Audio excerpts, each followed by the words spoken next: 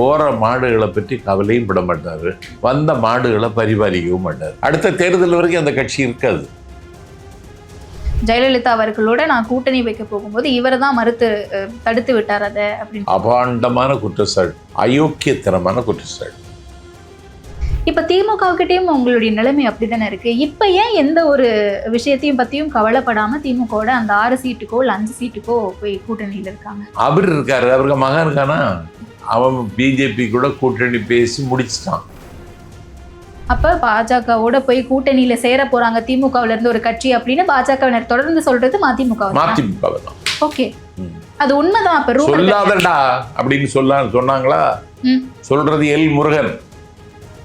இப்ப இன்னைக்கு முடிவெடுக்கக்கூடிய இடத்துல திரு வைகோ அவர்கள் இல்லையா? ஒரு பையன் தான் இருக்கும்.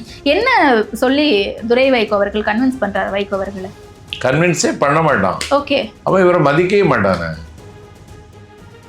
நிறைய சேர்த்துட்டாங்க. 250 கோடி கம்மின்னு சொல்றீங்களா? தேனியில இருந்து டொரண்டோ வரைக்கும் சேர்த்துட்டேன். இன்னும் எங்கெல்லாம் வாங்கினேன்னு இனி விசாரணை கமிஷன் போட்டு தான் தேடணும் போல இருக்கு.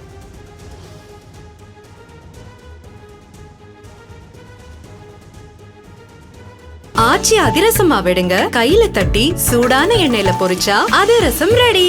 சமீபத்தில் வைகோ அவர்களுடைய தளபதிகளாக கருதப்பட்ட பலருமே கட்சியிலிருந்து வெளியே போகிறத பார்க்க முடிஞ்சுது.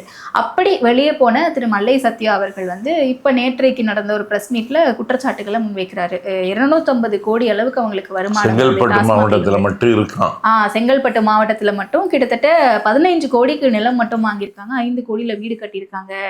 இவங்க என்னுடைய சொத்தையே இழந்துட்டேன் அரசியலுக்காகவும் மக்கள் சேவைக்காகவும் அப்படின்னு சொல்ற திரு வைகோ அவர்களுடைய மகன் இவ்வளவு சொத்து சேர்த்து வச்சிருக்காரு அப்படின்னு பல்வேறு குற்றச்சாட்டுகளை எப்படி பாக்குறீங்க சார்? அது சத்யாவுக்கு சரியான தரவுகள் கிடைக்கல நினைக்கிறேன். நிறைய சேர்த்துட்டாங்க. 250 கோடி கம்மின்னு சொல்றீங்களா? ஆமா, கம்மி. இங்கிருந்து தேனியில இருந்து டொரண்டோ வரைக்கும் சேர்த்துட்டாங்க. தேனியில இருந்து டொரண்டோ வரைக்கும். தேனியில பாதியை வாங்கிட்டாங்க. ஓகே, இன்னும் எங்கெல்லாம் வாங்கினேன்னு இனி விசாரணை கமிஷன் போட்டு தான் தேடணும் போல இருக்கு. ஓகே. ஆனா இது மட்டும் கிடையாது அப்படிங்கறது உங்களுக்கு எப்படி தெரியும்? எது? இந்த 250 கோடி ரொம்ப கம்மி, இன்னும் நிறைய இருக்கு அப்படிங்கிறது. நிறைய இருக்கு. அதான் சொன்னேன், தேனியிலிருந்து டொரண்டோ வரைக்கும் இருக்கு. அதான் அவருக்கு நோக்கமும் அவருக்கு மகனுக்கு நோக்கமும். ஓகே, வைகோ அவர்களுடைய நோக்கமும் அதுதான். இல்ல, ஆனா வெளியே வந்தவங்க யாரும் அப்படி சொல்லலையே சார். மறுமலர்ச்சி திராவிட முன்னேற்ற கழகம் மகன் திராவிட முன்னேற்ற கழகமா மாறிடுச்சு, மகன் வந்த பிறகுதான் இவ்வளவு மாற்றங்கள்னு சொல்றாங்களா? அதை ஏற்கிறீங்களா? இல்ல, மகன் திராவிட முன்னேற்ற கழகம் இல்ல, மறையும் திராவிட முன்னேற்ற கழகம். மங்கும் திராவிட முன்னேற்ற. எந்த இடத்துல திரு வைகோ அவர்கள் சறுக்கியிருக்காருன்னு நினைக்கிறீங்க? வாழ்க்கை புற சர்க்கிள் தானே. அதாவது 95 தேர்தல், முதல் சந்திச்ச தேர்தல். அந்த தேர்தலை சந்திப்பதற்கு முன்னால திருச்சியில மகாநாடு, கட்டுக்கடங்காத கூட்டம். ஓகே, நான் தான் எல்லாம் காம்பியூர் எல்லா வேலையும் நான் தான் பார்ப்பேன். அந்த மாநாட்டில் ஹர்ஷன் சுர்ஜித், மார்க்சிய கம்யூனிஸ்ட் கட்சியினுடைய தேசிய பொதுச் செயலாளர், ஓகே, அவர் வந்திருந்தார். அந்த மாநாட்டில் வைகோ பேசுகிறார். வைகோ மட்டும் இல்லை, வேற என்னை தவிர வேற நிறைய பேர் பேசுனாங்க. அதில் ஒருத்தன் பேசினான், நாங்கள் தாய்ப்பால் குடித்து வளர்ந்தவர்கள் அல்ல, நாங்கள் புலிப்பால் குடித்து வளர்ந்தவர்கள். விடுதலை புலி ஆதரித்து ஓப்பனாகவே பேசினாங்க. தேர்தலை சந்திக்கிற நேரத்தில் என்ன பேசணுங்கிற தெளிவே இல்லாமல் எல்லாரும் உளறி கொட்டுனாங்க, வைகோ உட்பட. ஓகே, ஒரு தேசிய மார்க்சிய கம்யூனிஸ்ட் கட்சியினுடைய தேசிய பொதுச் செயலாளர். அவங்க தமிழ் ஈழத்தை அங்கீகரிக்கிறவங்க இல்லை. அவங்களுக்கு ஈழப்பிரச்சனையில் ஒரு நிலைப்பாடு உண்டு. ஆனால் தமிழ் ஈழம் என்கிற தனிநாடு பிரிய வேண்டும் என்பது மார்க்சிஸ்டுகளுக்கு உடன்பாடு இல்லை. ஆனால் அவர் இந்த தலைவரை வச்சுக்கிட்டு இப்படி வைகோவும் பேசினார். ஓகே, கைதட்டல் வந்துச்சு. மாநாடு முடிந்தது. மாநாட்டில் நிறைய நிர்வாகிகள் ஏன் இதெல்லாம் பேசிட்டு இருக்கணும், தேர்தலை சந்திக்கிற நேரத்தில் இது என்ன இது அப்படின்னு என்கிட்டே புலம்புனாங்க. நான் ஒன்றும் சொல்லலை. தேர்தல் வந்தது, தோற்றது, ஒரு தொகுதி கூட ஜெயிக்காம தோற்றது. ஆர் சின்னசாமி திமுகவில் தருமபுரி மாவட்டத்தில் திமுகவில் 25 ஆண்டுகளுக்கு மேலே மாவட்ட செயலாளர், சட்டப்பேரவை உறுப்பினர், அவ்வளவு நாணயமான அரசியல்வாதி. அவர் விசி கோவிந்தசாமி, அவர் சட்டமன்ற உறுப்பினர். இப்படி கொஞ்சம் பேர் போயிட்டாங்க. தேர்தல் முடிஞ்சவொன்னே ஒரு கூட்டம் கிளம்பிடுச்சு. ஓகே, தோல்விக்கு பிறகு. ம். அதை தக்க வைக்க, இல்லைன்னா அவங்கள கூப்பிட்டு பேச, இந்த மாநாடு முடிவில் நான் பேசியிருக்கக்கூடாது, அதனால தான் இந்த தோல்வின்னு நீங்கள் நினைக்கிறீங்க, அதில் நியாயம்தான், நம்ம விவாதிப்போனாலும் அவர் சொல்ல மாட்டார். ஓகே. அவர் என்ன செய்வாருன்னா, போகிற மாடுகளை பற்றி கவலையும் பட மாட்டார், வந்த மாடுகளை பரிபாலிக்கவும் மாட்டார். ஓகே. இப்படி ஒரு மேய்ப்பன் வைகோ. மதிமுக கட்சி எதற்கு தொடங்குச்சு அப்படின்ற ஒரு காரணத்தையே மறந்துட்டு இன்னைக்கு மகன் திமுகவா மாறிடுச்சு அப்படிங்கறத அவங்க வைக்கக்கூடிய குற்றச்சாட்டா இருக்கு. ஆமா. எந்த வகையில அது மதிமுகவுக்கு ஒரு பின்னடைவா இருந்திருக்கு? பெரிய பின்னடைவு. அடுத்த தேர்தல் வரைக்கும் அந்த கட்சி இருக்காது. ஏன்னா இப்ப சமீபத்துல திரு வைகோ அவர்கள் சொன்னாரு, ஓபிஎஸ் அவர்கள் எனக்கு செய்த துரோகத்தினுடைய அந்த ஒரு விளைவை தான் இப்ப சந்திக்கிறாரு. ஜெயலலிதா அவர்களோட நான் கூட்டணி வைக்க போகும்போது இவர் தான் தடுத்து விட்டார் அதை அப்படின்னு. அபாண்டமான குற்றச்சாட்டு. ஓகே. அயோக்கியத்தனமான குற்றச்சாட்டு. என்ன நடந்துச்சு சார் அந்த சம்பவத்துல? அப்போ ஜெயலலிதா சாதாரணமான ஆள் கிடையாது. எல்லாத்தையும் கால்குலேட் பண்ணிடுவாங்க அவங்க. ஓகே. நானே வியந்திருக்கேன். மலைச்சாமி ஐஏஎஸ்ன்னு ஒரு ஆள் இருந்தார். ராமநாதபுரம் தொகுதி எம்எல்ஏ இருந்தார், எம்பியா இருந்தார். அவர் என்ன ஒரு நாள், சம்பத்து மதிமுக ஒரு இடமே இல்லையே, மதிமுகவுக்கு ஓட் பேங்கே இல்லை சம்பத்து, அம்மாவுக்கு அது எல்லாம் விவரமாக யாரோ கொடுத்துட்டாங்க, அதனால் தேர்தலில் சீட்டெல்லாம் இவர் எதிர்பார்க்கிறது ஒன்றும் கிடைக்காதுன்னு அவர் என்ன சொன்னார், மலைச்சாமி ஐஏஎஸ். அப்படியாண்ணா? ஆமாம் அப்படின்னு சொன்னார். தேர்தலுக்கு பேச்சுவார்த்தை, விஜயகாந்தை கூப்பிட்டு 35 இடம் கொடுத்துட்டாங்க. மதிமுகவுக்கு ஒரு இடம் கொடுக்குற மாதிரி தான் அந்த அம்மாவுக்கு ஐடியா. ஓகே, கூட்டணிக்கு வந்திருந்தாலுமே கூட. ஆமாம். அப்புறம் இதை ஜெயலலிதாவுக்கு இன்னர் சர்க்கிளில் அவங்களுக்கு வேண்டிய ஆள் துக்ளக் ஷோ. இவர் ஷோவிட்ட முறையிட்டு இருப்பார்னு நினைக்கிறேன் வைகோ. ஸோ அப்படியெல்லாம் டேமேஜ் பண்ணக்கூடாது, ஒரு கொஞ்சம் தொகுதியை கொடுங்க அப்படின்னு சொல்லி 6 தொகுதின்னு நாங்கள். போன தேர்தலில் 35 தொகுதி தந்த ஜெயலலிதா அடுத்த தேர்தலில் வெறும் 6 தொகுதின்னு நாங்கள். அதை சொல்கிறதுக்கு செங்கோட்டையனும் அண்ணாவோ பன்னீர்செல்வத்தையும் ஜெயலலிதா அனுப்பி வச்சாங்க. செங்கோட்டையனுக்கும் பன்னீர்செல்வத்துக்கும் 6ன்னு சொல்லவே அவங்களுக்கே கஷ்டமாக இருந்துச்சு. அண்ணா 6 தான் தருவேன்னு சொல்கிறாங்க. அண்ணன் ஓபிஎஸ் சொல்கிறார், அண்ணா இதை வாங்கிட்டு நெல்லுங்க, 6லையும் ஜெயிச்சு வாங்க, இன்னும் காலம் இருக்குல்ல அப்படின்னு சொல்லிட்டு போனாங்க. அதெல்லாம் வர முடியாதுங்க, நான் அதுதான் மாவட்ட செயலர் கூட போடுறேன், அதெல்லாம் வர முடியாதுங்க ஓகே அப்படின்னு கத்தி அவங்கள விரட்டி விட்டார். அன்னைக்கு மாவட்ட செயலருக்கு விட்டோம். சாயங்காலம் 4 மணிக்கு ஆரம்பித்து அடுத்த நாள் விடிய காலை 5 மணி வரைக்கும் நடந்தது. இரவு ஒரு 3 மணி இருக்கும், நள்ளிரவு 3 மணி. தாயகத்தில் 3வது மாடியில் அவருக்கு ஒரு ரூம் இருக்கும். அந்த ரூமில் தான் கொஞ்சம் ஓய்வு எடுப்பார், சாப்பிடுவார். சாப்பாடை தட்டோட தூக்கி ஷோவரில் எறிஞ்சார். ஓகே. அப்போ அவருக்கு உதவியாளர் அணுக்க தொண்டன் அடைக்கலம்னு ஒரு ஆள், அவர் தான் சாப்பாடு பரிமாறுறாரு. சாப்பாடை விட போயாங்க அப்படின்னு எறிஞ்சார். சம்பத்தை கூப்பிடு அப்படின்னாரு. நான் கீழே நிற்கிறேன், என்ன கூப்பிட வந்தாங்க. தலைவர் கூப்பிடுறாருன்னா நான் அதெல்லாம் மேலே பண்ணேன். அழுதுகிட்டே பேசினார். 6 தொகுதி வாங்கிட்டு நிற்கலான்னு முடிவெடுத்துட்டாங்க மாவட்ட செயலாளர்கள். கட்சி நடத்த முடியாது சம்பத்து, ஓகே நீங்களே நடத்திக்கிடுங்க, நான் போகிறேன் அப்படின்னு சொல்லிட்டு அழுதுட்டார். ஏங்க அழுறீங்க, உங்களையெல்லாம் நாங்கள் ராவணன்னா பார்க்குறேன், நீங்கள் போய் அழுதுட்ருக்கீங்க. எதனால 6 தொகுதி கொடுத்ததுனாலே இல்லை நம்மளை குறைச்சி மதிப்பிட்டுட்டாங்க? 6 தொகுதினா குறைத்து மதிப்பிட. போன தேர்தல் 35, ஓகே, இவருக்கு 6, விஜயகாந்துக்கு 35. அப்போ வருத்தம் செய்யும், நியாயமானது அது. அப்போ நான் சொன்னேன், இப்போ என்ன செய்யணும், தேர்தலை வேணாம் புறக்கணிச்சிருவோம் அப்படின்னு சொன்னார். இப்போ தேர்தலை புறக்கணிக்க அவ்வளோதானே உங்கள் நோக்கம்? ஆமாம், அது நான் பார்த்துக்கிறேன் அப்படின்னு சொல்லிட்டு இரவு 3:30 மணிக்கு நான் பேசினேன் மாவட்ட செயலர் கூட்டத்தில். 6 தொகுதி தந்து மறுமலர்ச்சி திராவிட முன்னேற்ற கழகத்தை ஜெயலலிதா கொச்சைப்படுத்தி இருக்கிறார். நம்முடைய இருப்பை அவர் அங்கீகரிக்க தயாரில்லை.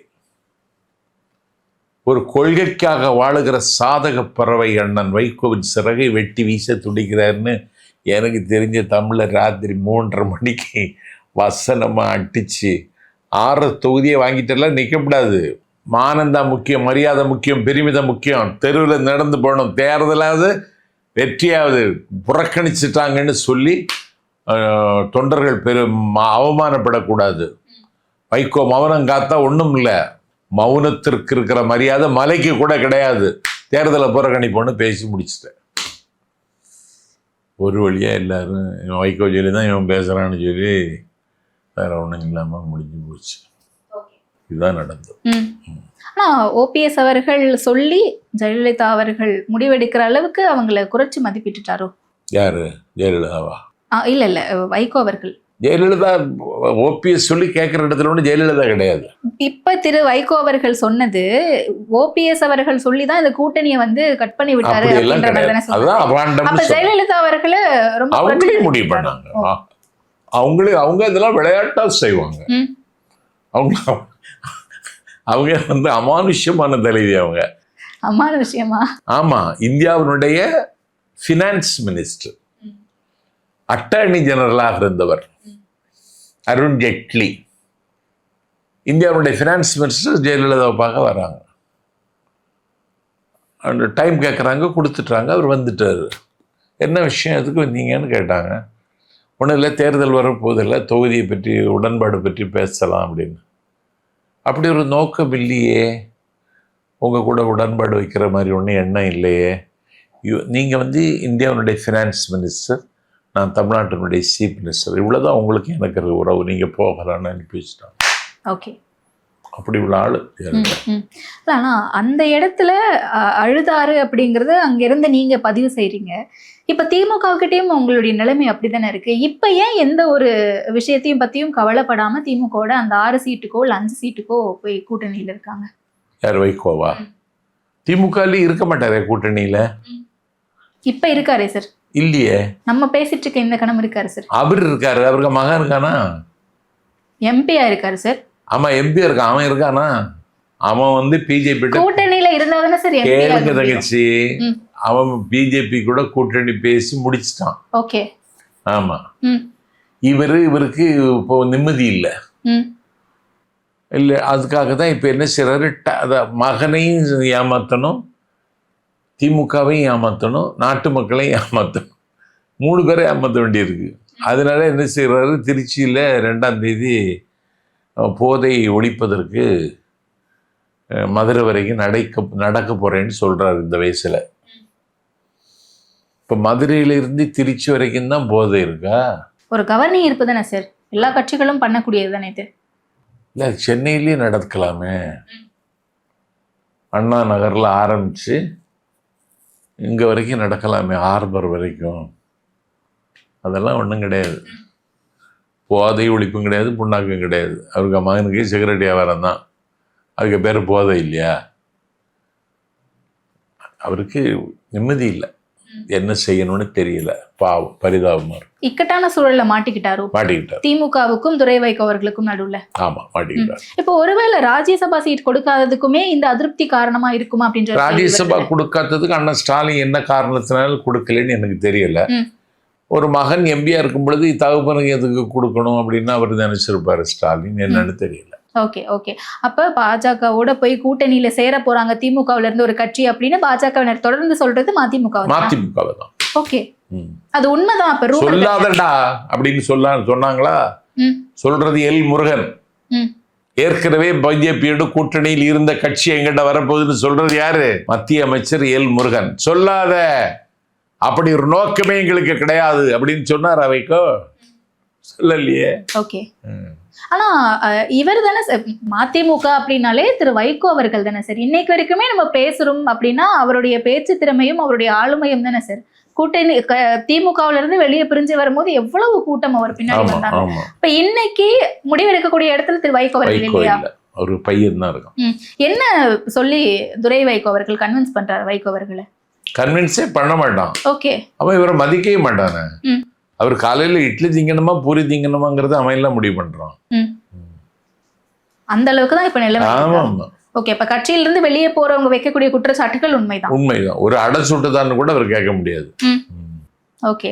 அப்ப சொத்து விவரம் இவ்வளவு சேர்த்து வச்சிருக்காங்க. கூட்டணியின் போது கூட அவங்க வந்து பாஜகவுக்காக மறைமுகமா வேலை செஞ்சுதான் கூட்டணியை மாறி மாறி காசு வாங்கிட்டு இருக்காங்க ஆமா. அப்படின்னு சொல்றதெல்லாம் உண்மைதான். உண்மைதான். ஓகே. எல்லா பணமும் வாங்குறது இந்த பயம்தான். ம். யாரு? துரை வைகோ தான். ஓகே. என்னுடைய நேர்மையை உலகம் அப்படின்னு சொல்றாருல. இப்போ இவருக்கு நேர்மை அவருக்கு மகனே மதிக்க மாட்டான். ஏன்னா ரூபா வாங்குறதே அவன் தான். என்ன சிக்கல் இருக்கு? அப்ப திரு ராமதாஸ் அவர்கள் இன்னைக்கு திரு அன்புமணி அவர்களை கட்சிக்குள்ள கூட்டிட்டு வந்தது என்னுடைய மிகப்பெரிய தப்புன்னு உணர்ந்த மாதிரி திரு வைகோ அவர்கள் ஒரு நாள் உணர்வார், அதற்கான நேரம் வரும்னு சொல்றாரு மலை சக்தி அவர்கள். அதற்கான நேரம் வருமா? அதற்கான நேரம் வந்தாச்சு. ஆனா சொல்லவே இல்லையே அவர் இன்னும். சொல்லிடுவார். டிசம்பர் 1ஆம் தேதியிலேருந்து அவர் சொல்லிடுவார். ஓகே. மேபி அதற்கான ஒரு துவக்கமா தான் இந்த பயணம் இருக்க போகுதோ. அதுக்கு ஒரு பாதுகாப்பாகத்தான் முதலமைச்சரை கூப்பிட்டுருக்காரு. முதலமைச்சரும் போகிறதா ஒத்துக்கிட்டு தான் சொல்கிறாங்க. நான் முதலமைச்சர்கிட்ட சொல்கிறது, போதை ஒழிப்புக்காக வைகோ நடக்க போகிறான்னா தமிழ்நாட்டில் போதை இருக்குங்கிறத அதை தொடங்கி வைக்க போகிற நீங்கள் ஒத்துக்கிட்டீங்கன்னு ஆகிடும். ஓகே. அதனால முதலமைச்சர் தயவு செய்து போகக்கூடாது. போதை இருக்கிறத நீங்கள் ஒத்துக்கிட்டதுக்காக ஆயிடும். போதை ஒழிப்புக்காக இப்படி நடக்க வேண்டிய அவசியம் கிடையாது. போதை ஒழிப்புக்காக ஒவ்வொரு ஊர்லேயும் பிரச்சாரம் செய்யணும்.